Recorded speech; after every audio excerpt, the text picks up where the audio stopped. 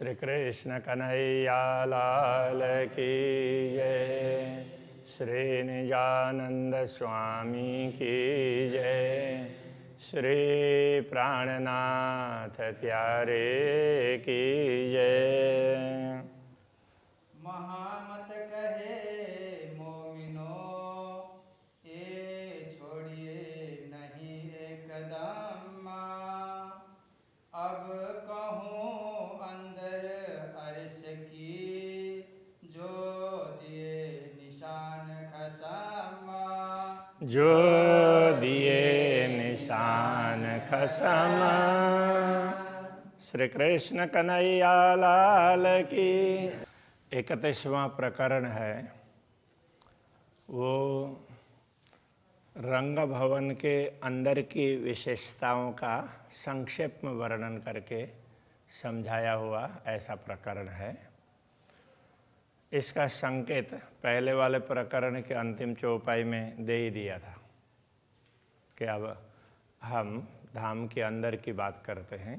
तो यहाँ धाम के अंदर कहने का तात्पर्य तो रंग भवन समझना चाहिए, उसके अंदर की बात करते हैं तो वो आप उस पर ध्यान दें। तो अब कहते हैं बड़ा चौक शोभा लेता है बड़े दरवाजे अंदर।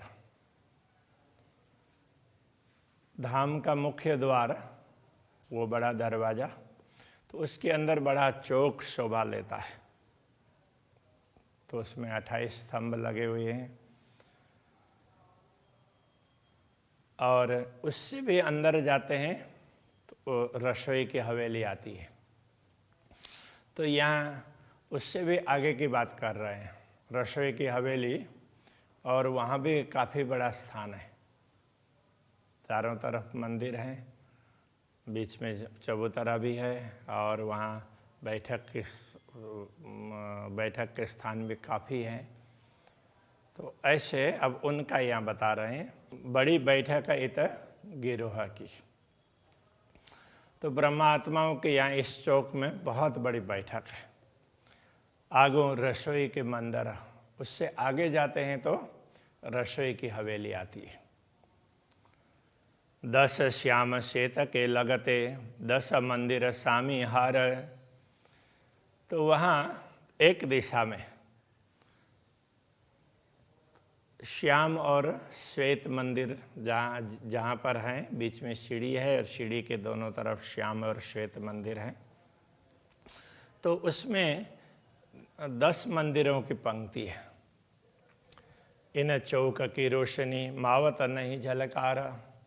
तो इस चौक की रोशनी है तो उसका प्रकाश कहीं समाता नहीं है, क्योंकि ब्रह्मात्मा वहाँ सामने बैठ करके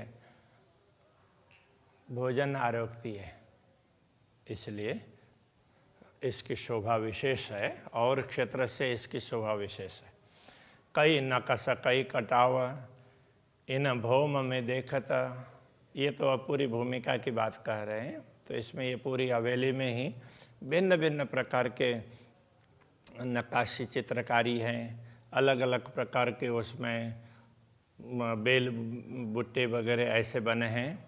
दिन 15 खेले वन में। ब्रह्मात्माएँ 15 दिन तक तो शुक्ल पक्ष के दिनों में वन में खेलते हैं और वहीं आरोगते भी हैं।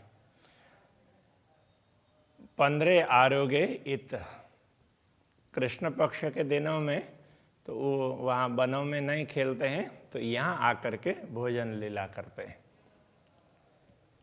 इन चौक में साथ जी बहुत बेर बैठत। तो यहाँ बहुत देर तक बैठते हैं। आवत जात बन थे बैठत इत अलवत। ज़्यादातर इस बैठक में यहाँ पर बैठने का कब मौका मिलता है? जब वन से आते हैं जाते हैं उस समय मिलता है। ज़्यादातर अधिकतर यहाँ आने का, यहाँ बैठने का मौका वही तभी होता है। लाड़वाई के जुथ की इत बहुत खेल करता। लाड़वाई के जुथ की सखियाँ हैं, यहाँ विभिन्न प्रकार का खेल करती है। बाहर अंदर चौक में बन मोहल सुख लेवत। बाहर और अंदर चौक में बन मोहलों सुख लेवता, तो यहाँ अंदर चौक में भी बड़ा आनंद लेती है, सबको भोजन परोसती है, सबको खिलाती है। और जब वन में वहाँ भोजन लीला होती है तो वहाँ भी ये जुथ बहुत बड़ा काम करता है और बड़ा आनंद लेता है। वन के माहौलों में भी सुख लेते हैं।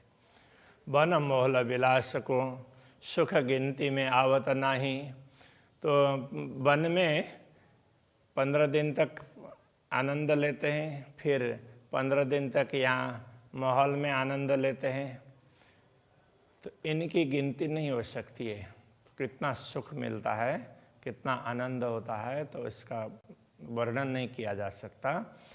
ए ना कछ जुआ कह सके चुभ रहत चित्त माही। तो ऐसी विशेष बातें होती है ना, वो चित्त में तो अंकित होती है, किंतु शब्दों के द्वारा व्यक्त नहीं कर सकते। राज श्यामा जी बैठत बन थे फिरती बखत, श्री राज श्यामा जी भी वन से लौटते समय पर यहीं पर बैठते हैं। इन ठौर आरोग के चौथी भौम निरत, यहाँ पर भोजन लीला करके फिर चौथी भौम में नृत्य लीला के लिए चले जाते हैं। जैसा चौक तले का तैसा ही ऊपर, जैसे नीचे चौक है, बड़ी बड़ी हवेलियाँ हैं, इसी प्रकार से ऊपर भी बड़ी बड़ी हवेलियाँ हैं। आगू झरोखे दूजी भूम के इत चौक 20 मंदिर, तो दूसरी भूमिका में ये झरोखे के आगे, तो ये कहना चाह रहे हैं दूसरी भूमिका में भी उसी प्रकार से ये रसोई की हवेली है, और उसी प्रकार से बाहर के साइड में तो झरोखे होंगे और अंदर के साइड में तो ये सारा दृश्य है। इत चौक 20 मंदिर, तो यहाँ बीच में चौक है और तो ये 20 मंदिर, तो ऐसे 20 मंदिर, इनकी बड़ी शोभा है। तो ये झरोखे के आगे कहने का तात्पर्य द्वार के आगे ऐसा समझना चाहिए, क्योंकि द्वार के आगे वो ऊपर जा कर के झरोखा होता है, तो यहाँ इस प्रकार से समझना चाहिए। इसी भांत भौम तीसरी ऊपर चढ़ती चढ़ती जे, इसी प्रकार तीसरी भूमि में है, तीसरी भूमिका में, फिर ऊपर चौथी भूमिका, 5वें भूमिका, सब इसी प्रकार की शोभा है। थोड़ा थोड़ा ही फर्क है, उसका वर्णन करेंगे, बाकी सारी शोभा एक जैसी है, वो समझ लेना चाहिए। खूबी लेता अति अधिक चौक ऊपर चौक, ये एक हवेली के ऊपर में दूसरी हवेली, एक चौक के ऊपर दूसरी मंजिल में दूसरा चौक, इस प्रकार से ये एक एक इनकी शोभा बढ़ती जाती है। नवो भौम इन विद की आगो ऊपर ऊपर बड़े द्वार, नवो भौम में इसी प्रकार की शोभा है, और द्वार के ऊपर भी उसी प्रकार से शोभा है। आगे चौक सबन के सबों फिरते थम्बहार, तो आगे सब में चौक है, और फिर तो जहाँ नवमी भूमिका में मंदिर नहीं है तो वहाँ वो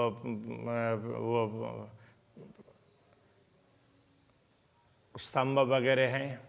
जहाँ मंदिर है तो मंदिर के अंदर और बाहर के मंदिर के पंक्ति के बीच में स्तंभों की पंक्ति हैं, तो ये इनकी शोभा है। इस प्रकार से बड़ी शोभा है ऊपर ऊपर तक।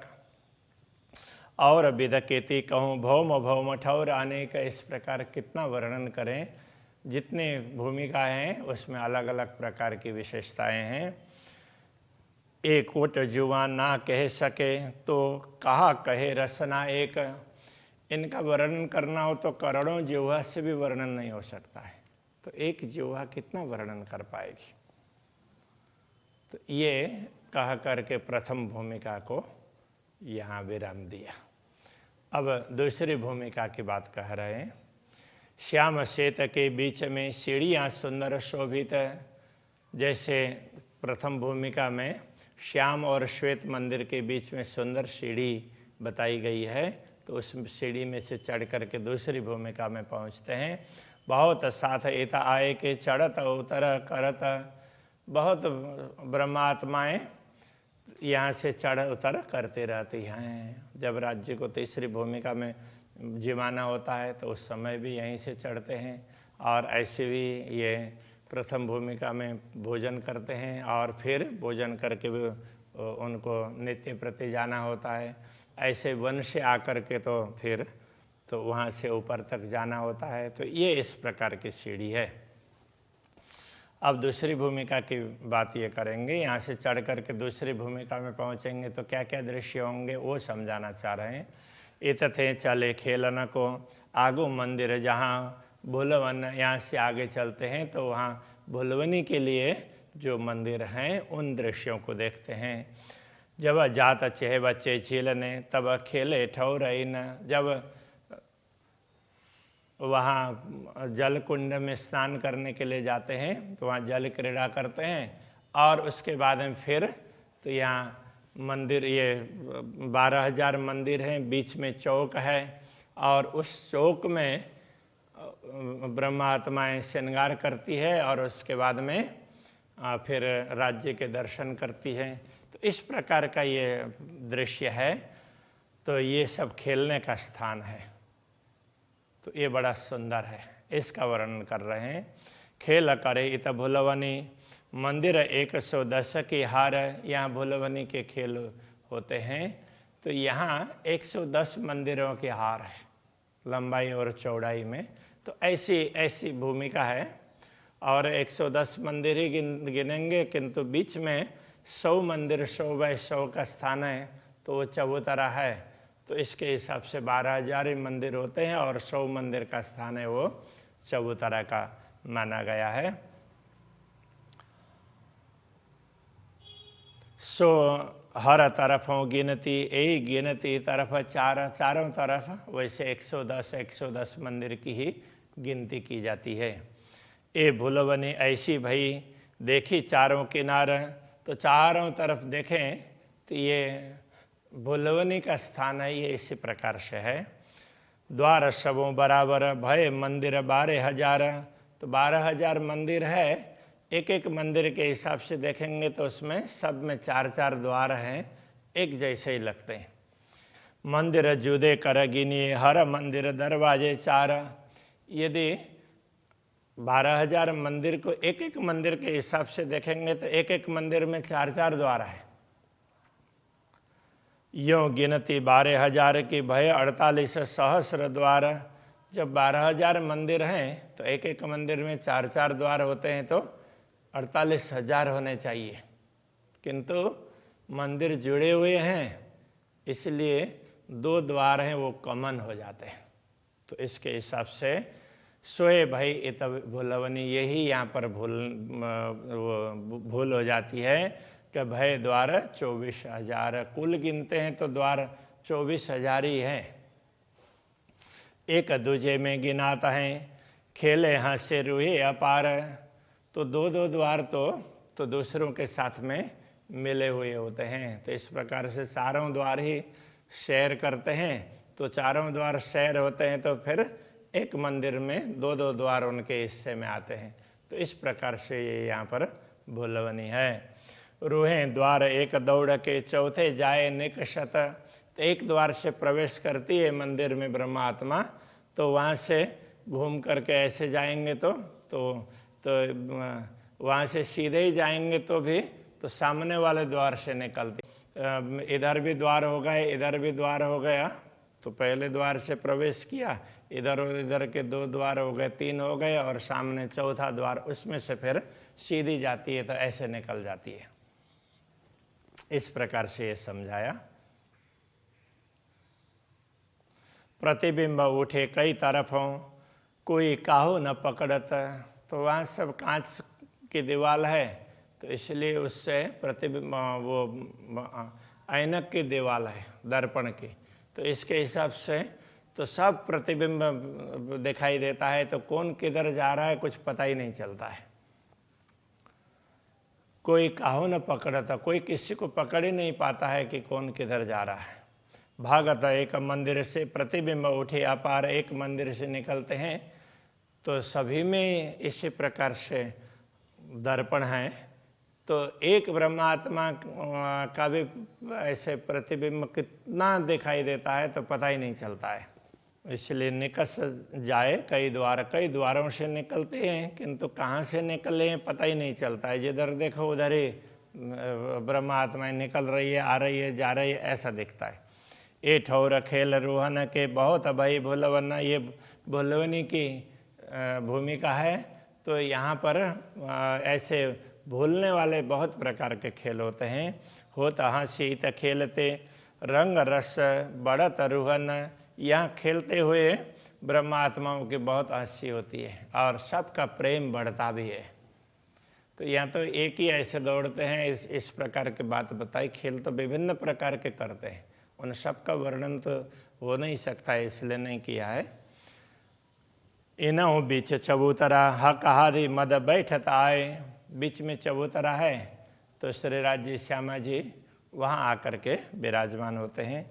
इस शोभा इन वक़्त की इन मुख कही न जाए, ये शोभा इस समय की इतनी ज़्यादा बढ़ जाती है जिसका वर्णन जिह्वा के द्वारा नहीं हो सकता, अथवा इसकी शोभा का वर्णन नहीं हो सकता है।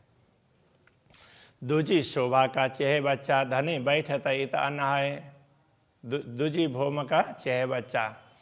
तो दूसरी भौम में जो बाहर जल कुंड है वो दूसरी भौम तक ऊंचा है, उस कोने में हाँ वो खड़ो कली, तो वो जल कुंड, तो वहाँ से नहा करके फिर आकर के तो वहाँ जल क्रीड़ा करके श्री राज्य श्यामा जी वहाँ आकर के विराजमान होते हैं।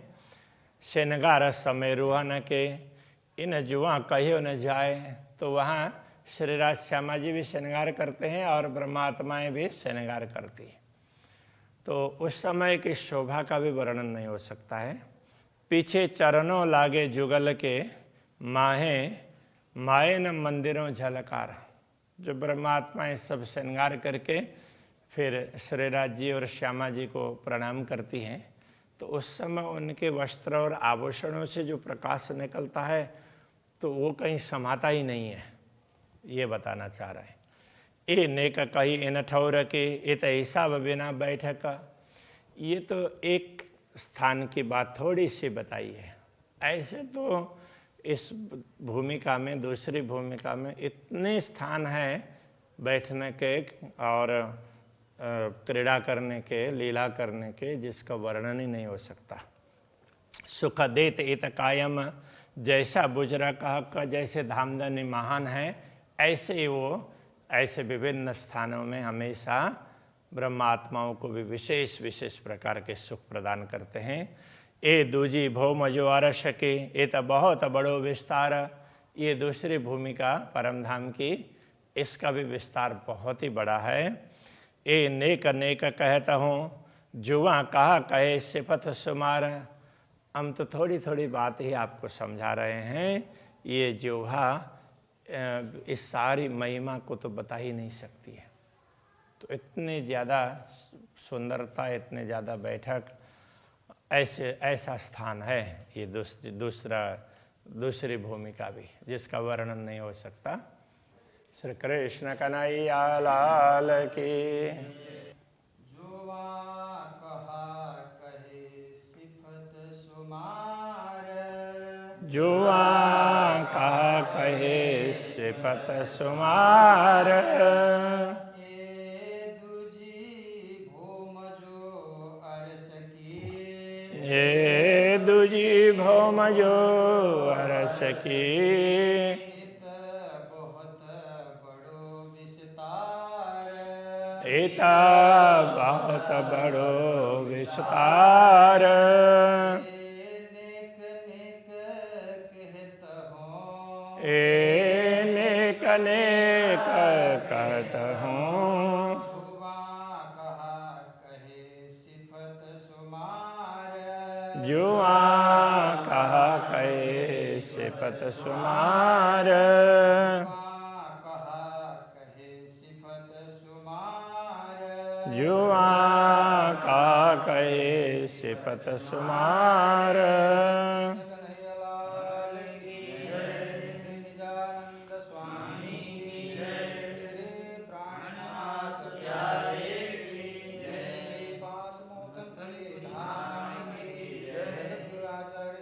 कृष्णमणि जी महाराज